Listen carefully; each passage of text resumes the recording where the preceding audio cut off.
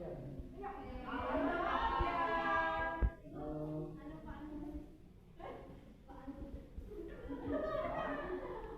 Baik. Di sini hukum pengabdian. Siapa yang tidak hadir hari ini? Werit, kenapa dia? Alfa.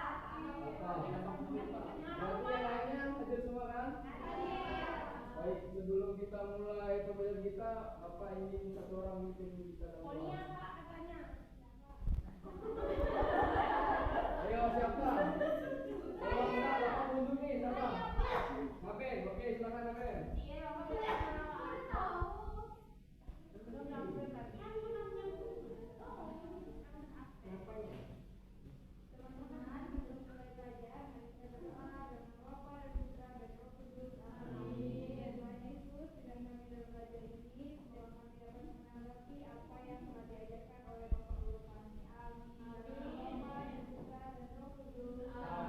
Baik, terima kasih Maben. Silahkan duduk di tempatnya.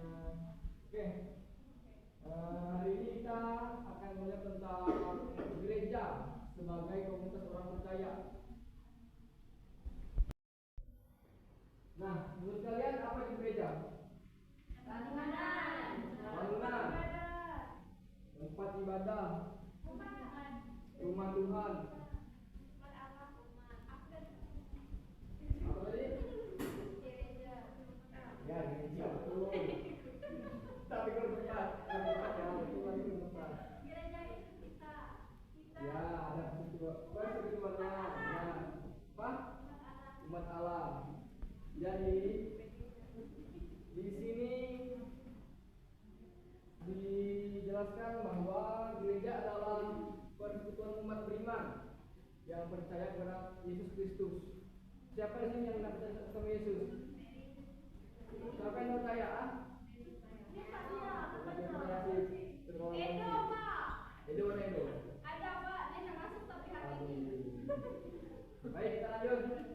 Dan dipanggil untuk hidup dalam kasih, pelayanan dan pewartaan Injil. Lalu di sini ada kata gereja. Gereja berasal dari bahasa Yunani, jauh di sana aja. Yaitu eklesia yang berarti mereka yang dipanggil keluar, yaitu umat yang dipanggil Allah untuk hidup menurut kehendaknya. Dan dalam ajaran Kristen Katolik, gereja tidak hanya dipahami sebagai bangunan atau tempat ibadah, tetapi sebagai komunitas umat Allah. Dan semua orang yang telah dibaptis menjadi anggota gereja dan memiliki tugas untuk hidup saling mengasihi umat sesama serta menjadi saksi iman di tengah masyarakat. Dalam iman Kristiani, gereja disebut sebagai persekutuan umat Allah. Dan di dalam Lumen Gentium yang menyatakan bahwa gereja adalah umat yang dipanggil dan dihimpun oleh Allah. Artinya gereja adalah kita semua. Berarti di sini gereja itu bukan hanya sekedar bangunan, akan tetapi itu lebih ke tempat itu orang-orangnya, sekitarnya. Karena gereja kan kita ketahui bersama, mungkin gereja pun tidak bisa berdiri dengan sendirinya. Tidak mungkin kita ngapain bangun gereja lalu gereja jadi ini mau apa gitu, ada apa dalamnya, nggak ada kan, ini susah gitu mau apa gitu. Jadi itu kayak artinya tuh kita semua, atau bukan pastor, suster ataupun kita umat, dan setiap orang tuh punya peran di dalam gereja untuk membangun kehidupan gereja. Dan gereja hidup pun karena ada relasinya, relasi antara anggotanya maupun kita di dalamnya. Nah, lalu di sini ada dasar kitab sucinya. Bapak minta kalian buka Kisah Para Rasul bab 2 ayat 42 sampai 47.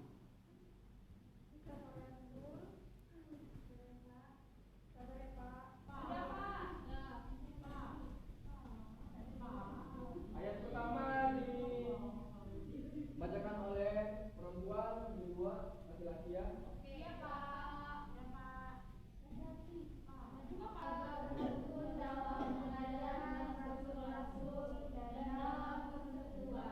Dan mereka selalu berkumpul untuk memecahkan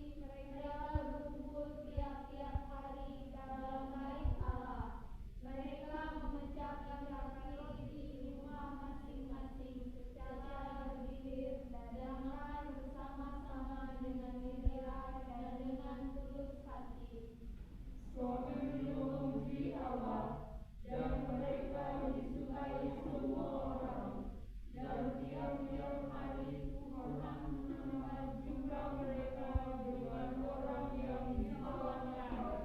Oke, baik. Dari bacaan kita tersebut, apa poin-poin penting yang dapat kalian simpulkan yang berkaitan dengan gereja sebagai komunitas orang percaya? Ada apa di dalamnya? Terdapat apa? Pengajaran satu dan persekutuan. Ada pengajaran, persekutuan, lalu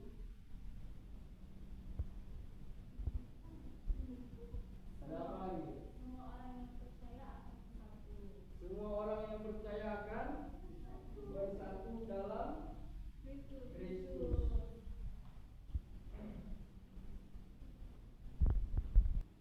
Nah, baik. Tadi sudah disampaikan oleh temanmu, Uti, itu sudah benar. Adanya kebersamaan, lalu mereka saling berbagi dan berdoa bersama dalam bait Allah dan saling mendukung satu dengan lain.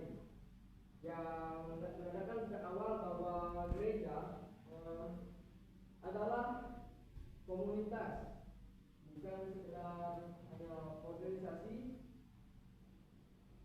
Dan di sini juga gereja sebagai rumah bagi kita orang-orang yang percaya berdoa, memohon kepada Tuhan, lalu kita pun saling sehingga berjumpa, bertemu dengan teman, keluarga dalam satu panggilan.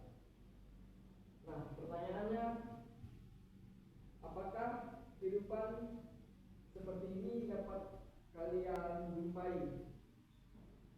Kayak ada rasa kebersamaannya, lalu ada saling berbaginya. Pernah ada Contohnya seperti apa? Dalam gereja, kehidupan gereja, apakah kehidupan seperti ini tadi yang di kisah para rasul tadi itu masih kalian lihat gitu sekarang, waktu sekarang ini? Contohnya seperti apa? Ada yang tahu nggak? Apakah kehidupan seperti ini yang tadi yang sudah dibacakan tadi itu? Apa contohnya? Contohnya ketika dalam perkumpulan satu gereja itu ada yang mengalami musibah. Contohnya di paroki, misalnya di paroki A ada musibah, maka dari setiap kumpulan paroki-paroki yang lainnya itu mengumpulkan apa yang mereka miliki seikhlasnya untuk membantu paroki yang mengalami kesusahan ini tadi. Ada lagi? Ada lagi? Sama Pak, jawabannya Sama. sama. Nah, berarti itu menandakan bahwa gereja itu saling mendukung, saling menerima, membantu dalam Baik senang maupun susah Pak. Nah, terima kasih sampai yang kita mengakhir.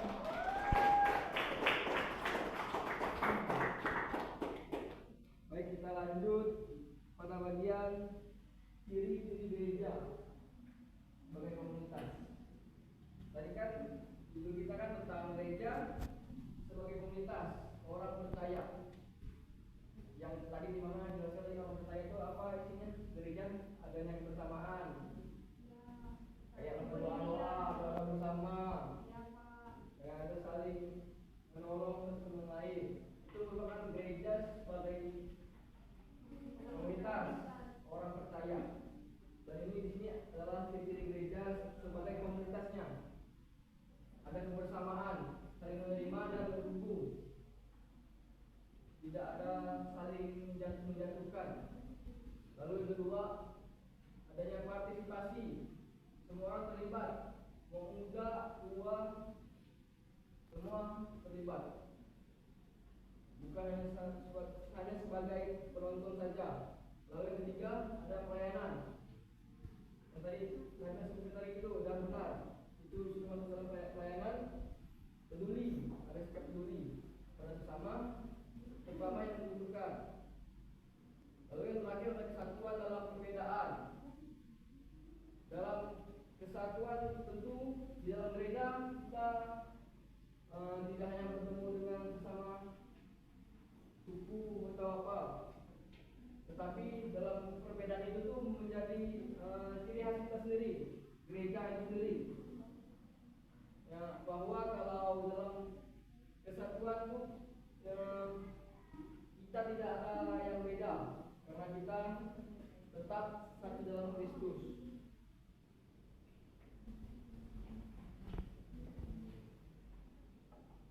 Baik, ini kita masuk ke diskusi. Menurut kalian siapa saja yang dapat merusak nilai kebersamaan dalam gereja? Apakah kalian di gereja masih merasakan adanya sikap individualis atau kurangnya menjadi penerima kepada pelayanan gereja? Lalu yang terakhir, konflik atau sikap yang peduli, dan kenapa hal ini bisa terjadi? Nah, coba kelompok, tiga kelompok. Kenapa tiga hal ini terjadi? Contohnya gimana?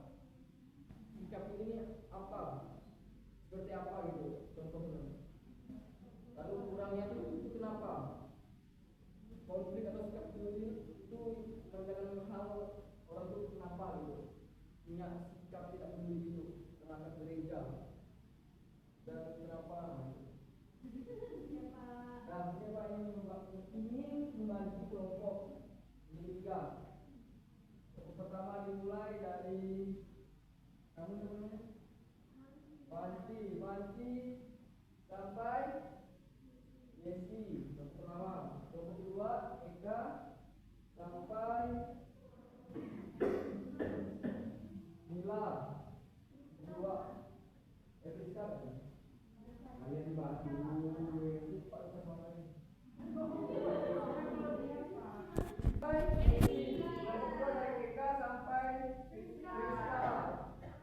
lalu ketiga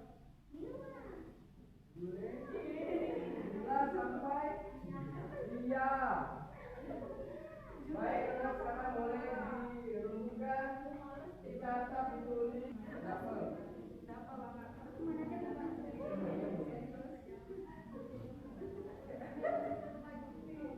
Bapak mau tanya, Bapak. Ya. Mau tanya, Pak. Berapa tuh?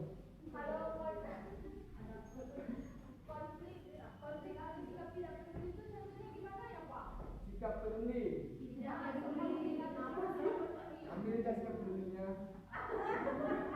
Mungkin yang mungkin ada kayak problem yang menimbulkan sikap lain lah, misalnya antara umat itu lain. Lalu ujung-ujungnya nanti dia kayak lalu muncullah sikap tidak peduli itu.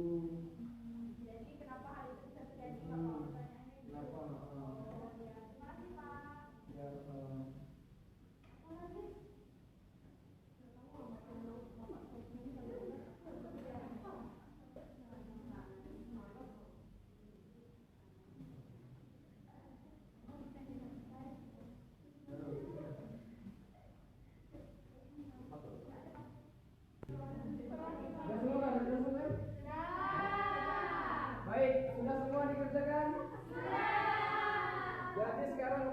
perwakilan satu kelompok maju ke depan untuk menyampaikan hasil diskusinya.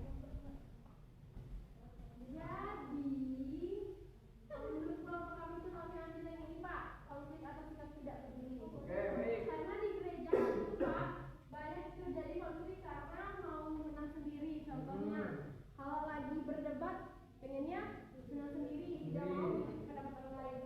Dan sikap tidak peduli itu sering terjadi di gereja ketika ada yang sedang musibah, dia kayak acuh tak acuh gitu, Pak. Oh, dia egois gitu orangnya. Iya, terima kasih, Pak. Terima kasih, Pak. Terima kasih. Wah, boleh. Sama wanita. Silakan.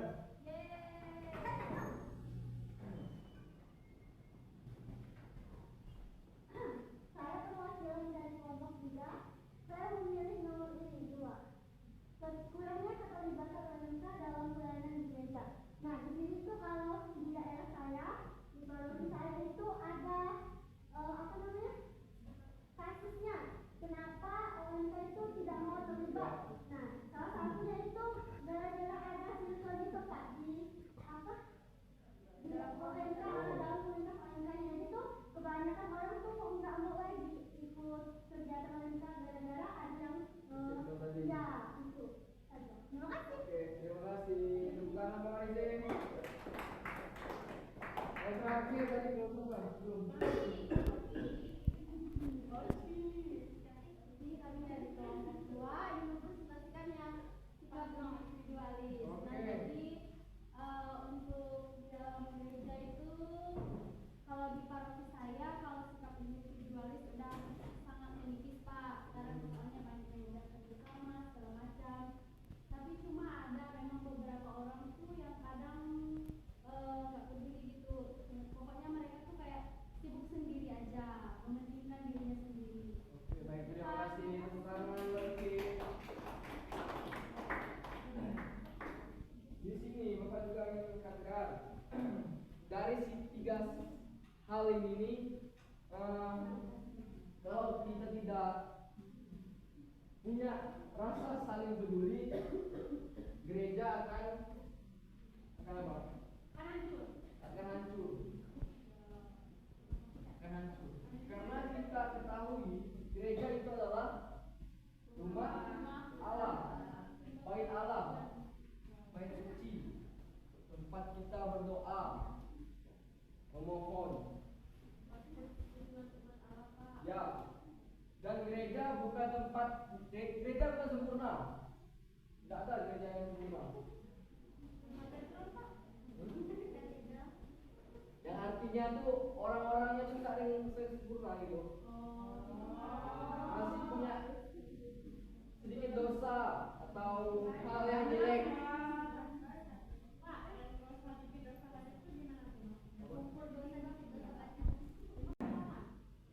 Dengan kata lain, gereja bukan sempurna, tapi tempat di mana kita tuh terus mau berproses menjadi lebih baik, saling melengkapi. Benar.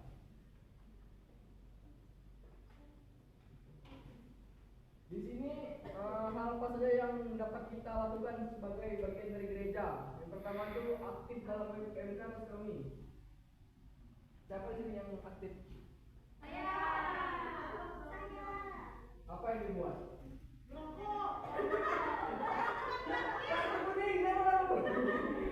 Jaga parkir. Saya sampai tadi Pak. Apalagi parkir apa? Iya Pak. Dari panitia Panitia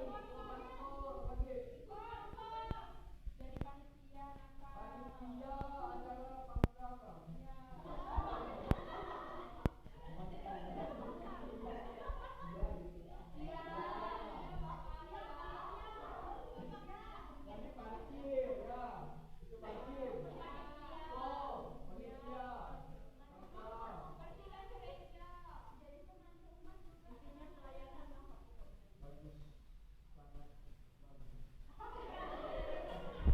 Yang ketiga tuh membangun relasi yang baik, membawa damai, yaitu berarti kita menjadi manusia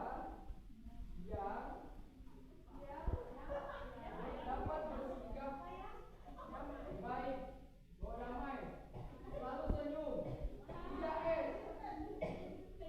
senyum, selalu sapa. Karena dengan hal itu kita menjadi orang yang kesannya membawa damai. Oh, orang ini murah gitu kan? Murah, tidak introvert, mau ngobrol, ada relasi tadi, temukan relasi yang baik.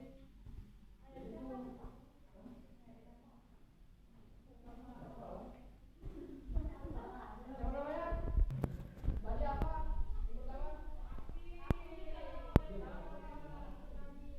Aktif gereja itu apa sih? Gereja apa sih? Persekutuan. Lalu ciri-ciri gereja sebagai sesuatu apa? Kebersamaan, apa lagi? Pelayanan, partisipasi.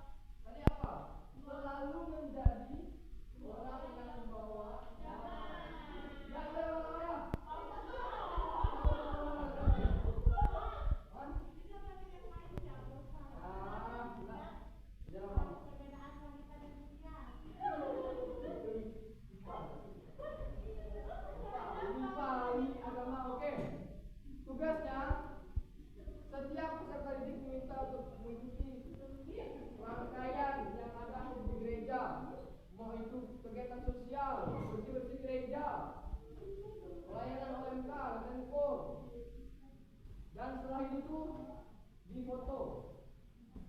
Minta dokumentasinya, difoto, atau divideokan sekreatif mungkin, diedit, backgroundnya pakai saya apa? Oke, siap, minuman dibutuhkan ya? Baik, sekian materi kita hari ini. Sebelum kita menutup materi kita, Bapak ingin satu orang berdoa. Doa. Siapa bersedia?